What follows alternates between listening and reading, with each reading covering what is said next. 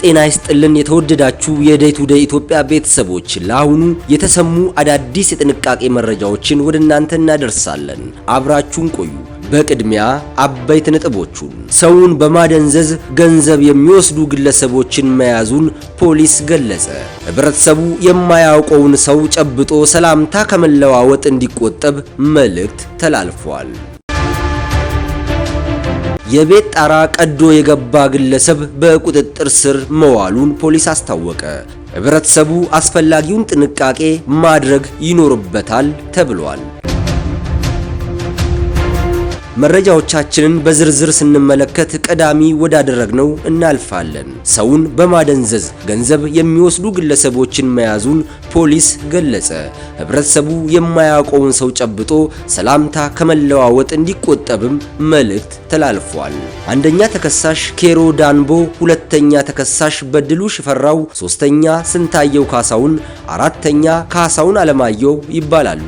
እነዚህ ግለሰቦች በቡድን ተደራጅተው እጅግ በጣም አስደንጋጭና ባልተለመደ መልኩ ድርጊቱን ሲፈጽሙ እንደነበረ ፖሊስ አስታውቋል።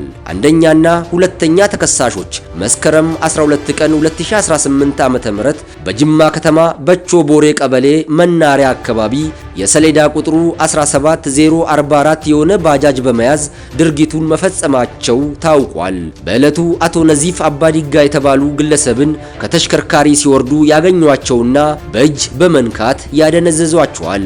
ከዚህ በኋላ ግለሰቡ የሚያደርጉትን ነገር ሁሉ አያውቁም ነበር። ወዲያው ይዘዋቸው ወደ ኢትዮጵያ ንግድ ባንክ አዌቱ ቅርንጫፍ ይሄዳሉ። ባንክ ቤት እንደደረሱም ከአካውንታቸው ላይ 100 ሺህ ብር ወደ ሶስተኛው ተከሳሽ እንዲላክ በማድረግ ከአካባቢው ይሰወራሉ። አቶ ነዚፍ ይህን ሁሉ ነገር ሲያደርጉ ፈጽሞ አያውቁም ነበር። ከቆይታ በኋላ ሲነቁ በተፈጠረው ነገር ሁሉ ግራ የተጋቡት አቶ ነዚፍ እንዴትና ከማን ጋር ወደ ባንክ ቤት እንደሄዱ ለማስታወስ ቢሞክሩም አልተቻላቸውም።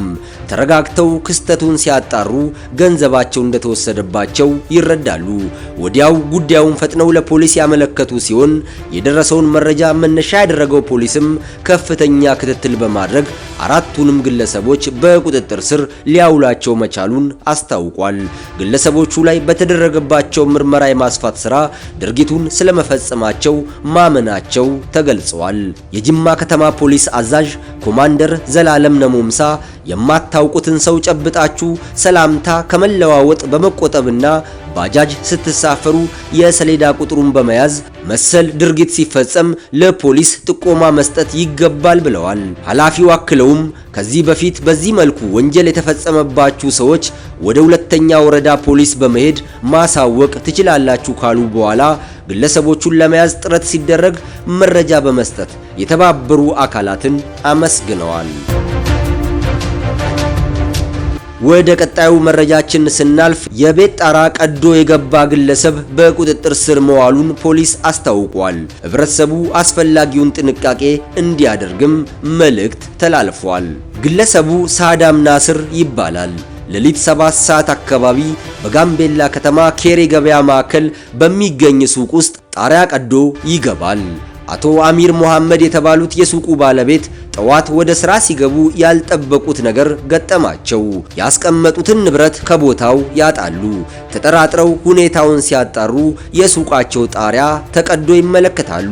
ሳምሰንግ ሞባይል ስልክና ገንዘብ መወሰዱን በማረጋገጣቸው ለፖሊስ ያመለከቱ ሲሆን የጸጥታ አካላት ባደረጉት ጥብቅ ክትትል ግለሰቡ ከሰረቃቸው ንብረቶች ጋር በቁጥጥር ስር መዋሉን የጋምቤላ ከተማ ፖሊስ የወንጀል መከላከል ኃላፊ የሆኑት ዋና ኢንስፔክተር ጆን ፑር አስታውቀዋል። የጋምቤላ ከተማ ፖሊስ የወንጀል ምርመራ ክፍል ጉዳዩን በአስቸኳይ በማስረጃ አጣርቶ የምርመራ መዝገቡን ለጋምቤላ ከተማ አቃቢ ሕግ የላከ ሲሆን ክስ ተመስርቶ የጋምቤላ ከተማ የመጀመሪያ ደረጃ ፍርድ ቤት መስከረም 13 ቀን በዋለው ፈጣን ምድብ ወንጀል ችሎት ግለሰቡን ጥፋተኛ ሆኖ በማግኘቱ በ2 ዓመት ጽኑ እስራት እንዲቀጣ ውሳኔ ያስተላለፈበት መሆኑን ፖሊስ ገልጿል። ተመልካቾቻችን እንግዲህ ከማንኛውም አይነት የወንጀል ድርጊት ራሳችሁን ጠብቁ ስንል መልእክታችንን እናስተላልፋለን። ለአሁኑ ወደ እናንተ ያደረስናቸው መረጃዎቻችን እነዚህን ይመስሉ ነበር። አብራችሁን ስለነበራችሁ እናመሰግናለን። በየቀኑ አዳዲስና አስፈላጊ የሆኑ የጥንቃቄ መልእክቶች እንዲደርሷችሁ ቻናላችንን ሰብስክራይብ ማድረጋችሁን አትርሱ። ይህ ዴይ ቱ ዴይ ኢትዮጵያ ነው።